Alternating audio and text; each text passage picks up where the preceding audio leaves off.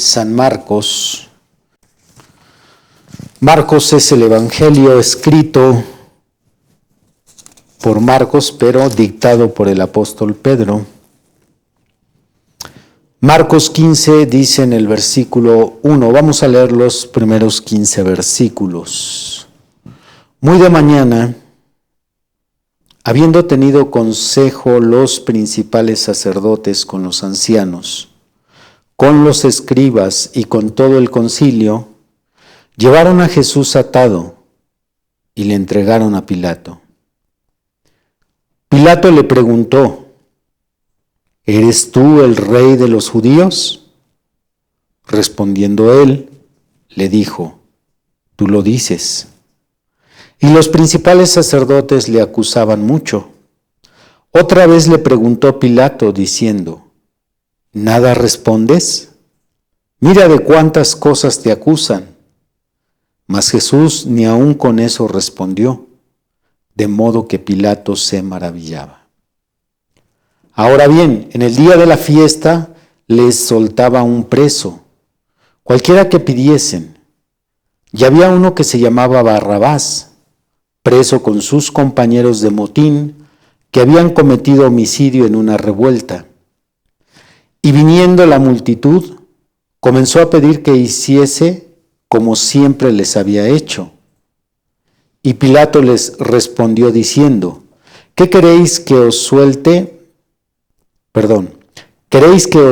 al rey de los judíos? Porque conocía que por envidia le habían entregado los principales sacerdotes. Mas los principales sacerdotes incitaron a la multitud para que les soltase más bien a Barrabás. Respondiendo Pilato, les dijo otra vez: ¿Qué, pues, queréis que haga del que llamáis rey de los judíos? Y ellos volvieron a dar voces: Crucifícale. Pilato les decía: Pues qué mal ha hecho. Pero ellos gritaban aún más: Crucifícale. Y Pilato, queriendo satisfacer al pueblo, les soltó a Barrabás y entregó a Jesús después de azotarle para que fuese crucificado. Unas horas antes de que Jesús sea capturado por sus adversarios, en el huerto que él usaba como aposento secreto, los apóstoles estaban preocupados por el lugar donde ellos prepararían la cena de la fiesta más importante de todas las celebridades judías, la Pascua. Era el primer día de la fiesta de los panes sin levadura, y siendo que Jesús y su séquito era un grupo de predicadores itinerantes, nunca tenían un lugar fijo a donde llegar. Así que para esta fiesta que ningún judío debería de perderse, los apóstoles estaban inquietos porque era ya el inicio del día y todavía no sabían dónde preparar la cena para la Pascua. Jesús ve una visión que el Padre le muestra y ve a un hombre cargando un cántaro de agua, quien entra en la ciudad y se encamina hacia un lugar específico. Así que en base a esta visión, el maestro da instrucciones a sus discípulos y les dice: van a entrar a la ciudad y en ese momento un hombre se les va a aparecer. Él lleva un cántaro. Síganlo y allí donde él entre, allí van a preparar la cena. Esa noche Jesús se pone nostálgico y enfatiza su amor por los apóstoles, pero también les revela algo conmovedor. Les dice que entre ellos hay uno que lo va a traicionar y esa noche sería la última noche que él estaría con ellos. Esa noche comienza el Vía Crucis, así que al terminar la cena, momentos más tarde, Judas Iscariote aparece en el huerto con una muchedumbre enardecida, con palos y piedras. Sujetan al maestro y lo llevan ante el tribunal penal más alto judío, el Sanedrín. Jesús es juzgado primeramente por las leyes espirituales de sus correligionarios y una vez que buscan afanadamente encontrar una falta para sentenciarlo a muerte, son defraudados, porque la Biblia nos dice que hacen muchos intentos fallidos. Se contratan testigos falsos, pero ni aún así logran incriminar al maestro. Así que el sumo sacerdote, con escepticismo, le pregunta al maestro: ¿acaso eres tú el Cristo? Aquel que vino a testificar de la verdad no tiene más que ratificar la verdad. Por lo tanto, él dice: yo soy el Mesías, el bendito. Cegados ellos por su odio, por su orgullo, cegados por la envidia que le tenían, comienzan a escupirle, a maldecirle y a golpearle ante declaración tan sagrada, pero blasfema para ellos. Así que se dicta la pena capital mosaica. Pero hay un grave problema. Este tribunal judío no tiene jurisdicción para quitar la vida. Esto solamente le competía al Imperio Romano. El Imperio Romano restringe a los judíos para dictar pena capital, así que, siendo que César sí les permitía al Sanedrín judío juzgar delitos menores, pero nunca quitar la vida, el Sanedrín entonces tiene que recurrir a un tribunal mucho más alto. Esto es el tribunal romano. Por lo tanto, deciden ir al pretorio y allí es donde se encuentran con el prefecto Poncio Pilato. La serie de 4 sermones que inicio lleva por nombre Pilato, y en esta serie nos asombraremos viendo a Pilato desperdiciando la oportunidad más grande que jamás haya tenido un ser humano y fracasando en las 4 horas más decisivas de toda su vida. En esta historia vamos a descubrir cómo en el juicio de Pilato hay una gran similitud entre la oportunidad, la reacción, el miedo, la ironía y la decisión final de Pilato, con la oportunidad, la reacción, el miedo, la ironía y la decisión final de infinidad de pecadores que en su momento han tenido en sus manos el cristianismo y han fallado de la misma manera que falló Pilato. De una manera asombrosa, veremos cómo en esta escena proféticamente se repiten los mismos criterios por los cuales Pilato falló. No solamente en crucificar, enjuiciar, sino en rechazar al Señor Jesús. Se repiten exactamente los mismos criterios, ya que en la actualidad encontramos pecadores que se consideran muy inteligentes, según ellos, como para dejarse engañar por una religión. Encontramos pecadores que su prioridad es agasajar la carne. Encontramos pecadores que no aceptan que se les diga cómo debe de conducir su vida, o pecadores que no creen en la existencia de Dios, o en su caso, hay quienes sí creen en la existencia de Dios, pero tienen miedo a comprometerse con Él.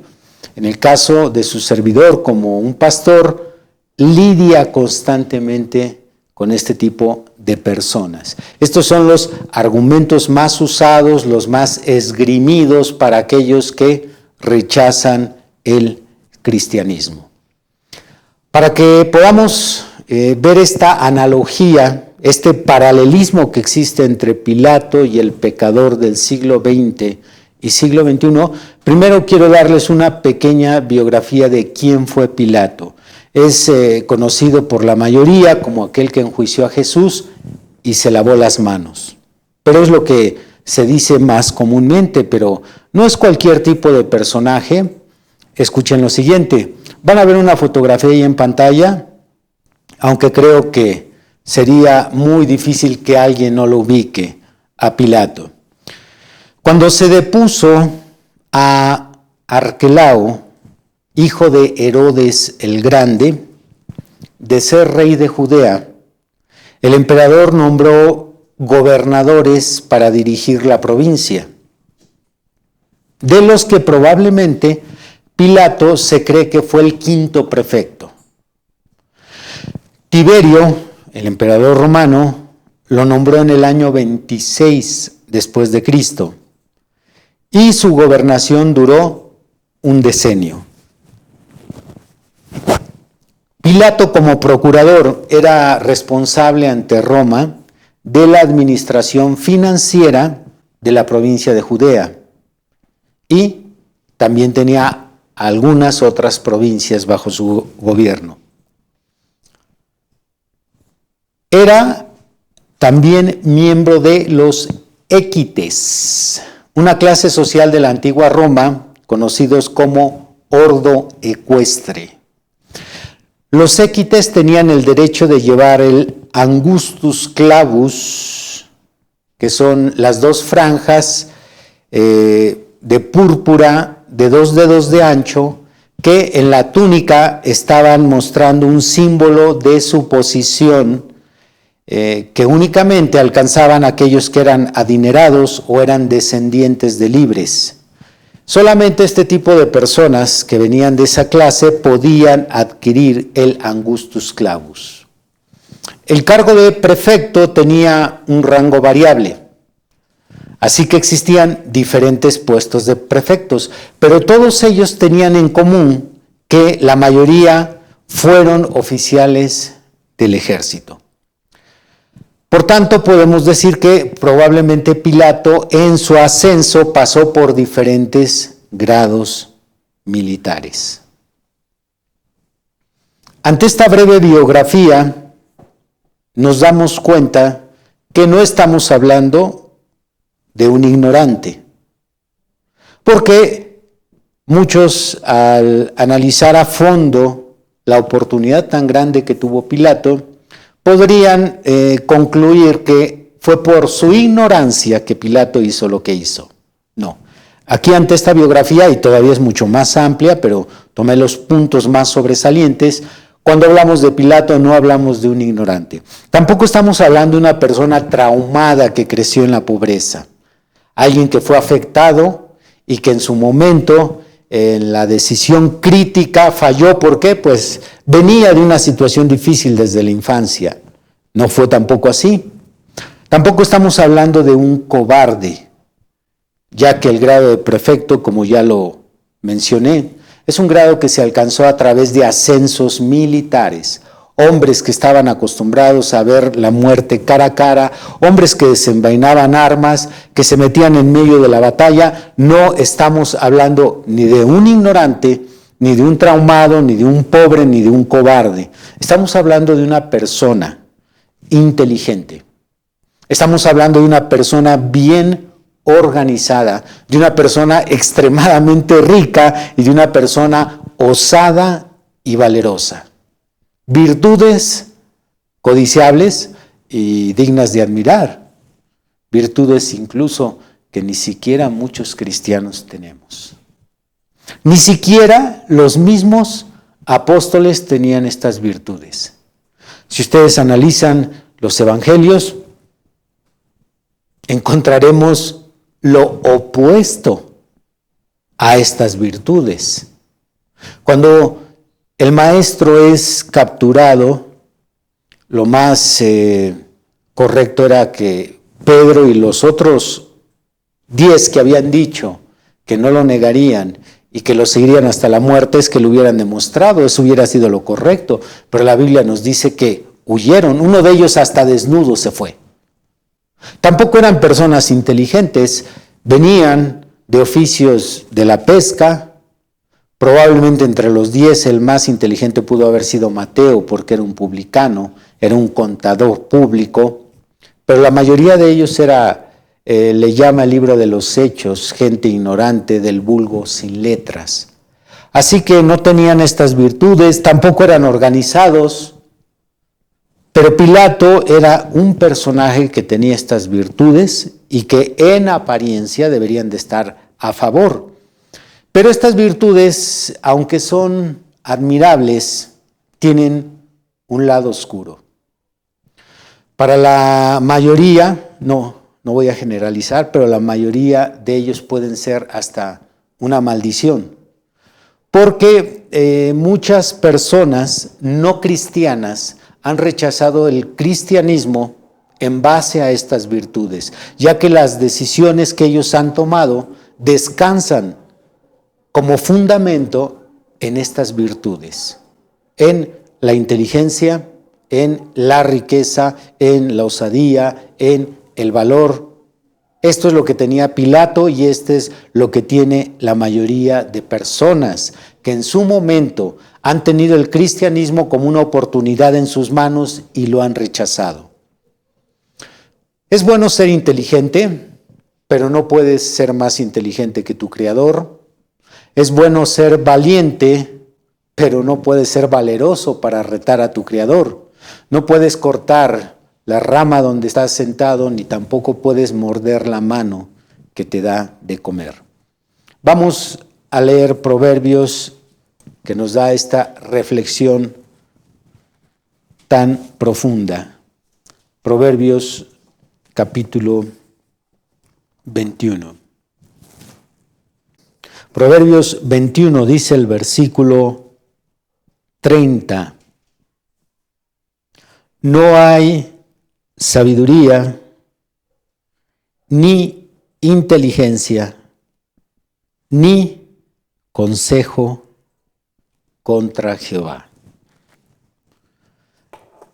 No hay sabiduría, no hay inteligencia y no hay consejo bueno, eficaz, exitoso contra tu Creador. Ciertamente, si hay sabiduría, si hay inteligencia y hay buenos consejos para otros prospectos. Pero cuando tú obtienes un grado de bachillerato, cuando tú obtienes un curso de filosofía, cuando tú obtienes un título, una profesión, una posición intelectual alta contra Dios, aquello deja de ser bueno. Es a lo que nos lleva el versículo, porque en el cristianismo ciertamente creemos en que debemos de pretender la inteligencia. Hay muchos pasajes, yo he compartido pasajes donde la Biblia nos exhorta a pedir y buscar la inteligencia, pedir y buscar la sabiduría. Santiago 1:5 dice, el que esté falto de sabiduría, pídala a Dios. Debemos de buscar el consejo, también la Biblia nos exhorta sobre acercarnos a los consejeros, pero nada de eso es eficaz cuando lo usas contra tu Creador. Por lo tanto, me dirijo principalmente a aquellos que están hasta el día de hoy luchando contra el cristianismo, por aceptar el cristianismo, por acercarse a Dios, por adherirse a algún movimiento religioso, por estas cuestiones. Porque te crees muy inteligente, porque dices ser muy estudiado, porque crees que por el hecho de tener un cargo en la universidad o en un puesto político, serías suficientemente inteligente como para acercarte a una iglesia o leer la Biblia o adherirte a algún movimiento religioso. Este tipo de pecadores inteligentes y valientes, y puede ser un familiar tuyo ahí donde me escuchas, puede ser que sea tu papá o tu hermano que por años te ha dicho ni que fuera muy tonto o ni que me pudieran engañar tan fácilmente para acercarme a tu religión. Este tipo de personas normalmente argumentan en el nombre de la razón, en el nombre de la ciencia o en el nombre de la inteligencia. Este tipo de personas que rechazan la Biblia como la palabra infalible de Dios o el cristianismo como el opio de los pueblos o la existencia de Dios como un pensamiento primitivo, caen en la misma ironía que cayó Pilato. Pilato pronunció juicio sobre su juez. ¿No es eso una ironía? ¿No es eso una ironía? Irónico. Nada más era cuestión de tiempo.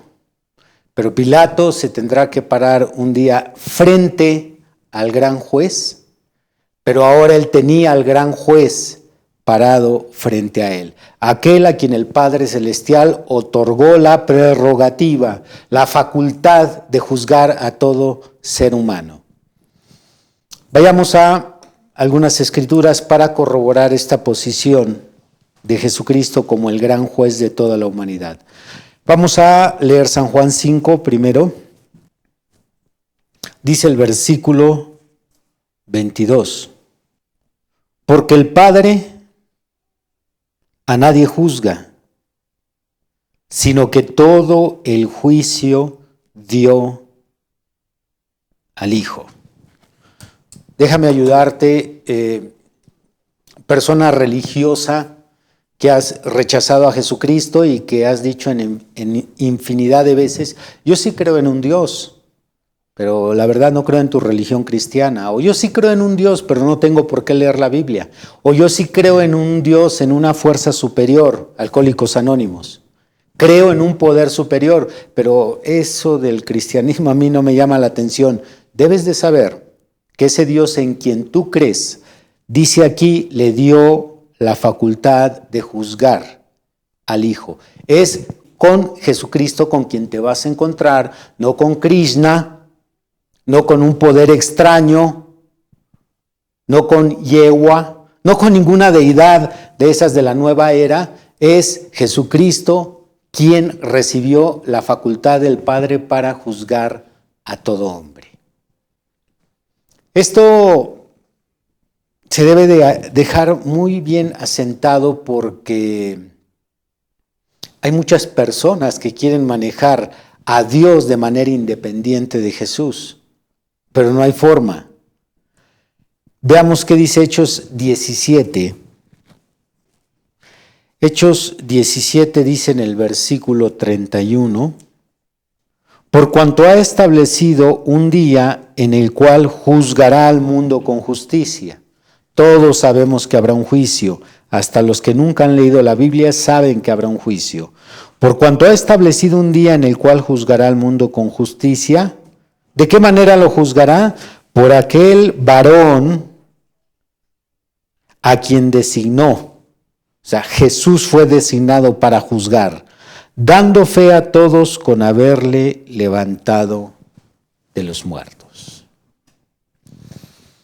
Una escritura más, nada más por si la cabecita del clavo no entró bien. Segunda de Timoteo, dice en el capítulo 4, te encarezco delante de Dios y del Señor Jesucristo, que juzgará a los vivos y a los muertos en su manifestación y en su reino. No hay manera que tengas una religión verdadera en donde excluyas a la persona del Señor Jesucristo. No hay forma. No importa qué efectiva sea tu religión para cambiar tu conducta.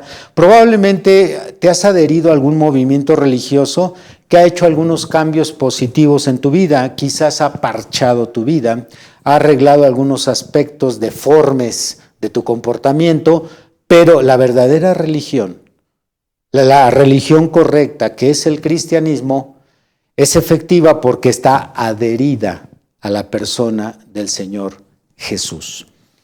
Podrás, probablemente como religioso fuera del cristianismo o no religioso, podrás rechazar a Jesucristo como tu Salvador. Jesús tiene múltiples oficios. Es Salvador, sanador, transformador, reconciliador, intercesor. ¿Qué más podemos citar? Protector, defensor. Podrás rechazar a Jesucristo en cualquiera de estos oficios, en cualquiera de estas funciones, pero nunca podrás rechazarlo como tu juez. Esa es la única función a la cual toda la humanidad quedará bajo juicio, la única. No todos quedarán bajo su salvación, no todos quedarán bajo su poder sanador, pero bajo su juicio, toda la humanidad. Y yo entiendo perfectamente que cuando uno habla con una persona no cristiana, la mayoría de pecadores se resiste a escuchar que se les cite la palabra de Dios como un medio de convencimiento. Y tiene mucho sentido, ¿no? ¿Cómo van a convencer a través de un libro que yo no creo que sea palabra de Dios o que no creo que sea verdad? Sin embargo, me gustaría citarte una máxima para esta situación, porque nosotros también como cristianos no solamente somos personas de fe, somos personas sensatas. Nos gusta dialogar, nos gusta convencer a las personas por medio también del razonamiento. Así que te digo lo siguiente: tu no creencia o tu incredulidad no anula ninguna verdad. Esto es una máxima muy razonable. Nuevamente, tu no creencia hacia cualquier cosa, no particularmente la religión o no particularmente Dios, tu no creencia o tu incredulidad no anula ninguna verdad. No porque yo no crea en la ley de la gravedad, esta no existe, o no porque no crea en las partículas subatómicas, esta no existe, no porque no crea que existe una galaxia lejana que no alcanzo a ver, esta no existe. La incredulidad o la negación de algo no equivale a que eso no existe o no equivale a que aquello no sea verdad. Así que Dios no deja de existir solo porque un grupo de personas no cree en Él, ni la Biblia deja de ser la verdad por el hecho de que un grupo de personas la nieguen. Así que les voy a dar 4 razones suficientes, extrabíblicas, para que tú puedas entender y al mismo tiempo aceptar que Jesucristo será tarde que temprano tu juez. La primera: existen suficientes evidencias para probar la existencia de Jesucristo como un personaje histórico. Es increíble ver la cantidad de desinformación que se da en la actualidad sobre la persona de Jesús, principalmente en las redes sociales. Yo, como un estudiante exhaustivo de la Biblia y como un apologista cristiano, me voy para atrás al ver la cantidad de videos que se suben para afirmar que Jesucristo no existió. Esto es, que Jesucristo entró en la categoría de aquellos personajes ficticios, aquellos personajes mitológicos. Se coloca a Jesús como un personaje que es el invento de un grupo de personas del primer siglo. Pero hay algunos videos que incluso llevan por título Jesucristo no existió, probado con la misma Biblia. Y la cantidad de personas que ven este tipo de material es increíble. Estamos hablando de millones de reproducciones. Así que cuando te encuentras con un joven, claro, no estudiado en la materia, sino más bien desinformado sobre este tema y hace una afirmación como esta: Jesucristo no pudo existir por esto y esto y esto, y sacan información que vieron en un video. Bueno, quiero decirte que estás totalmente engañado, porque la existencia del Señor Jesucristo como un personaje histórico ha sido probado bajo el mismo método con el que se prueba la existencia de otros personajes históricos. Tenemos el derecho de dudar si existió o no existió Platón, si existió o no existió Sófocles, si existió o no existió Alejandro Magno. Tenemos el derecho de dudar si existieron los emperadores romanos. Bajo el mismo parámetro que se prueba la existencia de aquellos personajes, siendo que, lógicamente, no existía la fotografía, no existía el video, entonces los métodos que usan los historiadores son los mismos que se han usado para demostrar la existencia de Jesucristo como un personaje histórico. Así que si tú alguna vez has afirmado que Jesucristo nunca existió, que es un personaje de la fábula, que fue un invento, te engañaron totalmente. Cito nada más rápidamente dos referencias, son referencias de dos historiadores, uno de ellos ateo y uno no cristiano. Un historiador ateo conocidísimo en Estados Unidos, Bart Ehrman. Él no cree en Dios, niega la existencia de Dios, pero como historiador está de acuerdo en que Jesús existió como un personaje histórico. Y otro de ellos, un español catedrático de Barcelona, muy pesado como historiador en Europa, Antonio Piñero. Ambos afirman que la persona del Señor Jesús existió. Segundo, existen suficientes evidencias para probar su resurrección entre los muertos.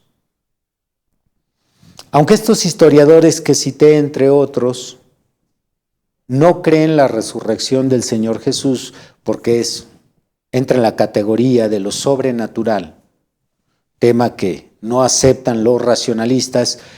Con todo y eso, existen evidencias para probar la resurrección del Señor Jesucristo. Nosotros en el cristianismo tenemos el material suficiente, tenemos libros muy bien documentados que pueden probar con evidencias que el Señor Jesucristo resucitó de los muertos.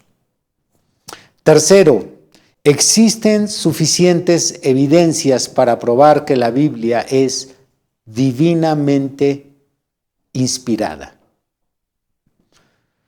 Tenemos dos líneas comunes para probar la divinidad de la Sagrada Biblia como palabra de Dios. Una de ellas es una línea histórica y la otra es una línea profética. Por medio de estas dos líneas, la línea histórica y la línea profética, se puede probar que la Biblia no es un libro ordinario.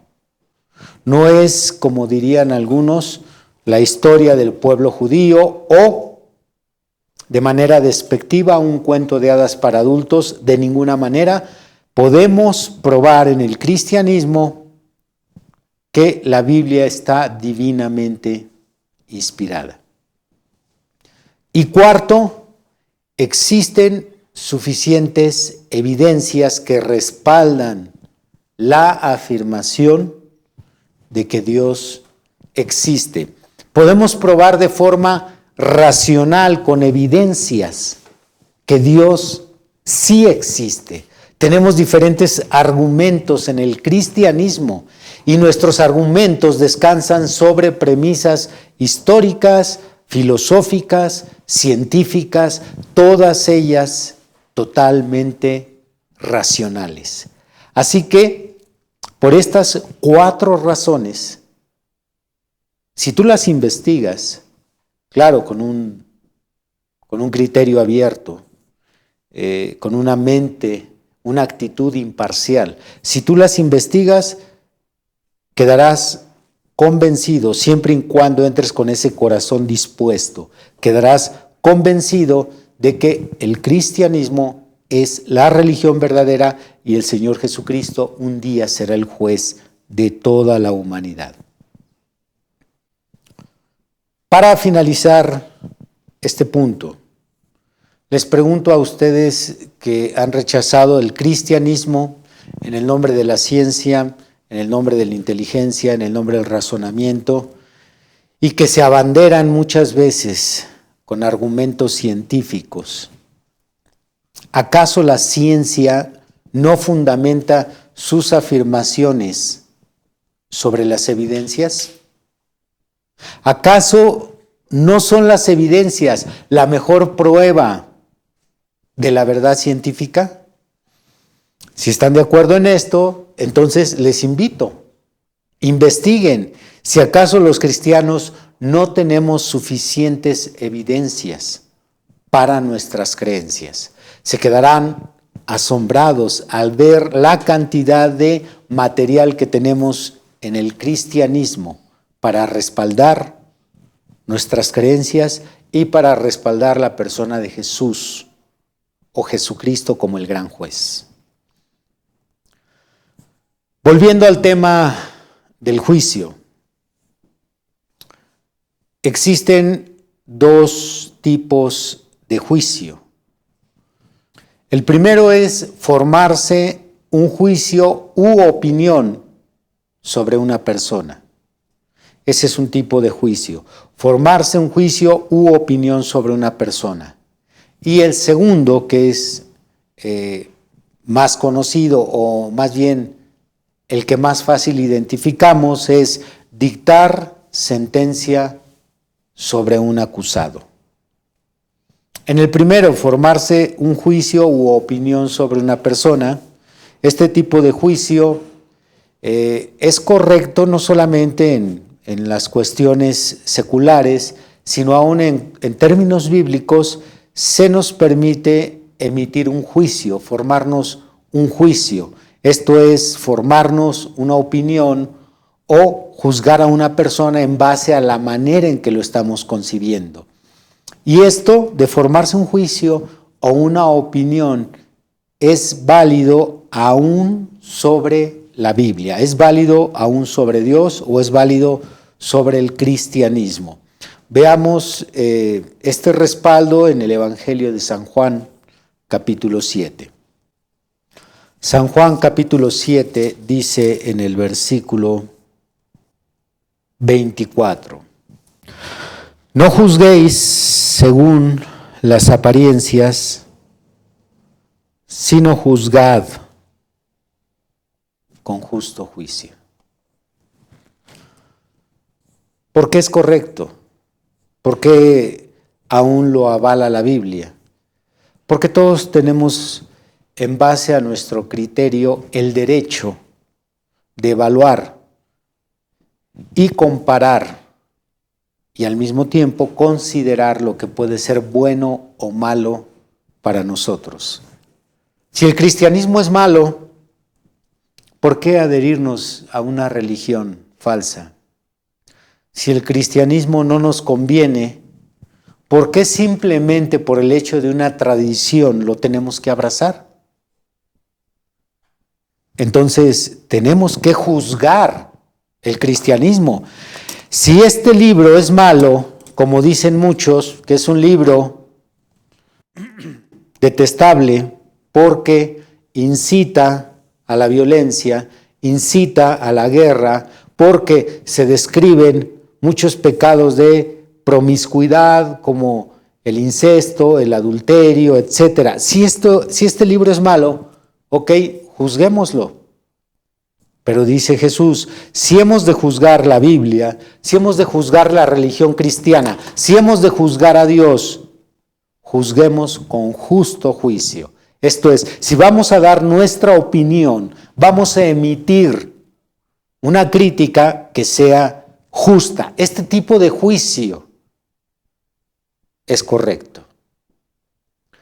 Pero dijimos que hay dos tipos de juicio. El segundo es dictar sentencia sobre un acusado.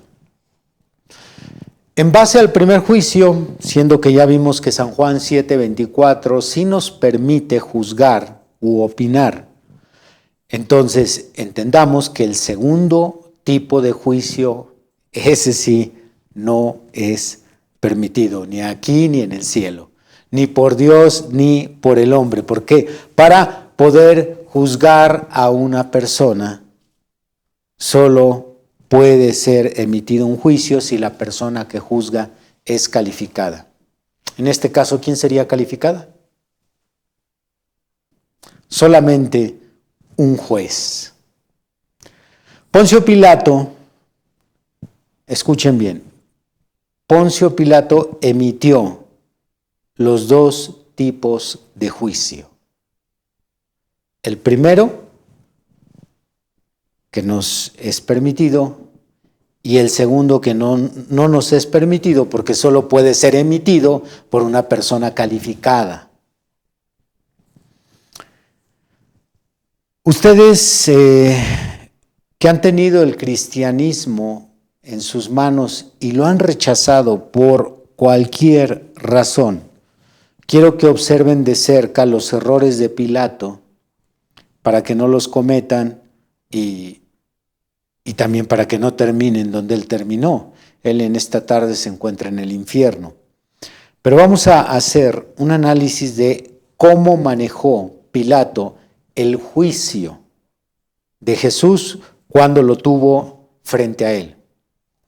Y aunque muchos no han de tener a la persona de Jesús en sus manos, sí van a tener la Biblia en sus manos, sí van a tener la oportunidad de recibir el cristianismo en sus manos, sí van a tener la oportunidad de aceptar o rechazar a Dios para que dirija sus vidas, van a tener esa oportunidad y la pregunta es cómo van a actuar y la pregunta es qué tipo de juicio van a emitir, porque hay quien ya condenó la Biblia.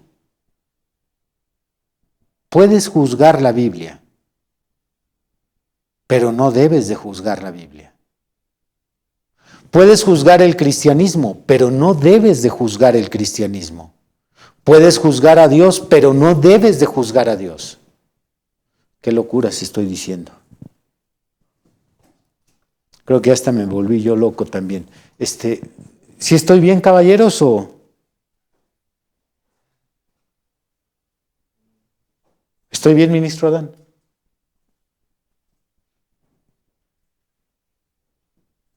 Una vez más, pueden juzgar la Biblia, pero no deben de juzgar la Biblia.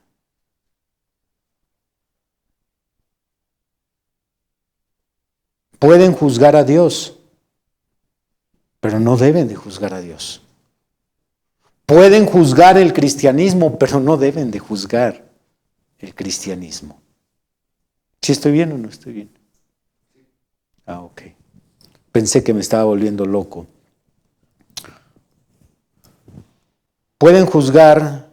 ¿Sí pueden juzgar la Biblia? Dependiendo, responde esta señorita, de qué tipo de juicio. Puedes juzgar la Biblia con San Juan 7:24, juzgarla con justo juicio, dar tu opinión, pero sé justo cuando opines sobre ella. Pero no puedes juzgarla, esto es, no pueden condenarla, no puedes condenar la Biblia. No puedes usar tu inteligencia contra aquel que te dio esa inteligencia. No puedes usar tu conocimiento contra la fuente de conocimiento. No puedes juzgar, no puedes condenar, puedes evaluar, puedes opinar. Y hazlo con justo juicio. Porque si no,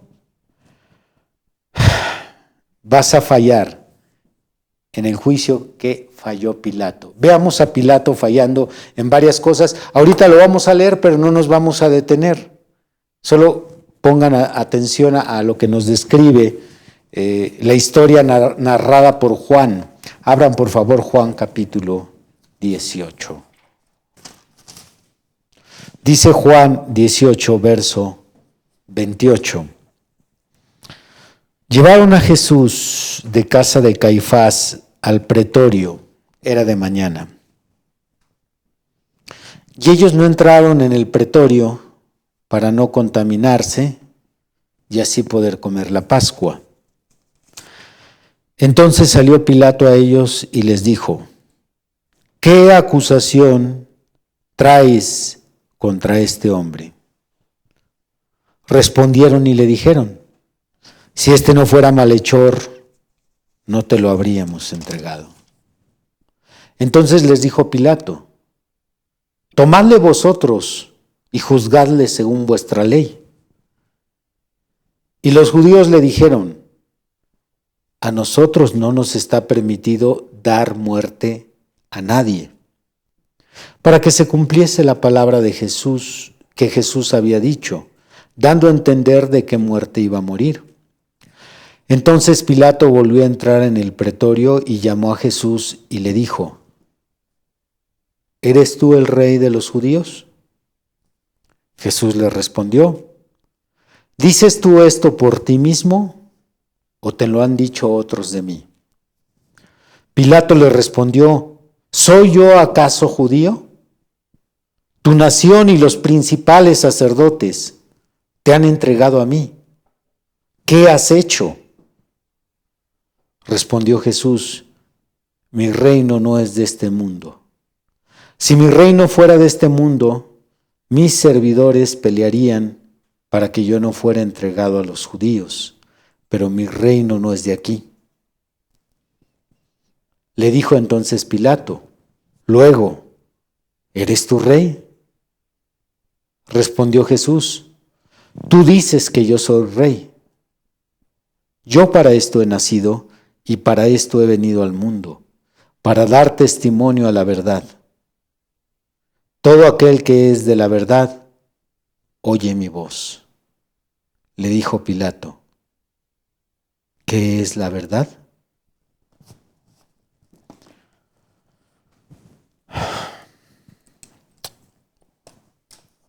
Veamos la siguiente diapositiva. En todo juicio jurídico, escuchen bien, estamos hablando penalmente, jurídicamente, en todo juicio jurídico, primero debe de haber testigos, tanto en un juicio actual como antiguo. Segundo, presentaron al presunto culpable con la sentencia anticipada. Tercero, el supuesto delito era materia ajena a las leyes romanas. Y cuarto, Pilato no entendió la defensa de Jesús. Considere todo esto para todo juicio jurídico. Y es interesante que es el Imperio Romano, Roma imperial, o en este caso, tanto Roma como república, como Roma como imperio, quien le dan al mundo un sistema de jurisdicción o un sistema jurídico, junto con las carreteras y otros inventos. Roma le ofrece al mundo un sistema jurídico más estructurado. Con todo y eso, veamos los errores de este juicio. Primero, debe de haber testigos. Se da cuenta que no entraron los acusadores al pretorio, nos dice aquí el autor de Juan, del libro, nos dice que por no querer contaminarse, solamente enviaron al acusado por delante. Así que aquí encontramos el primer ultraje de este juicio. No había testigos. Segundo, presentaron al presunto culpable con la sentencia anticipada. Todavía no había un juicio, todavía no había un veredicto y ya estaban pidiendo la pena de muerte. Quiero que vean, porque en el siguiente tema vamos a analizar los fallos de Pilato como juez y al juzgar. Como juez, porque él sí era juez. Él estaba autorizado por Roma para emitir este juicio. Los prefectos de aquel tiempo tenían el poder sobre sus provincias de juzgar. Él era prefecto, no era un simple gobernador. Entonces se le entrega este caso a Pilato y ya se está dictaminando la sentencia. Todavía no había un veredicto, pero ya se había pedido la sentencia anticipada. Y tercero, el supuesto delito. ¿Cuál era el delito? El supuesto delito, que era blasfemia, era materia ajena a las leyes romanas. ¿Qué tenía que hacer Pilato en este asunto? Si no era una cuestión contra Roma, no había una sedición. De todas las acusaciones que se le lanzaron, que prohibía a sus seguidores no pagar impuestos, que estaba usurpando el lugar de César porque se estaba haciendo rey en lugar de César. Nada de eso se probó y realmente el único delito por el cual ellos pedían la muerte era un tema de materia ajena a la jurisdicción romana. Y cuarto, Pilato no entendió la defensa de Jesús. Hubo defensa, no por un abogado extra, pero Jesús presentó su defensa, pero no entendió la defensa, y aún así, al no entender la defensa, la cual vamos a analizar con detalles en el próximo tema, con todo y eso procedió al juicio. Estos errores que vamos a estar estudiando en los siguientes temas con más detalle son exactamente los que cada pecador que recibe en sus manos la oportunidad de hacerse cristiano, de leer la Biblia, de aceptar a Dios, de experimentar un cambio, comete exactamente los mismos errores que Pilato. Claro que esto los vamos a ver con mucho más detalles en los siguientes temas, principalmente con la intención de que aquellos que no aceptan el cristianismo o la palabra de Dios o que no quieren acercarse a Dios, intentan justificar su rechazo con alguno de estos puntos. Pero como ya lo expliqué, en el cristianismo tenemos las evidencias suficientes para asegurar que la Biblia es la palabra de Dios, que Jesucristo es el Salvador del mundo y que a la postre será el juez del mundo, y para asegurar que el cristianismo, frente a todas las religiones que pueda citar, es la única religión verdadera. Esto lo veremos con detalles en los siguientes temas. Espero que aquellos que tienen un familiar no cristiano les puedan compartir este tema. Vamos a dejar el sermón allí en redes sociales a su alcance para que ustedes no cristianos acepten nuestra invitación a considerar seriamente las propuestas que les acabo de presentar. Dios les bendiga.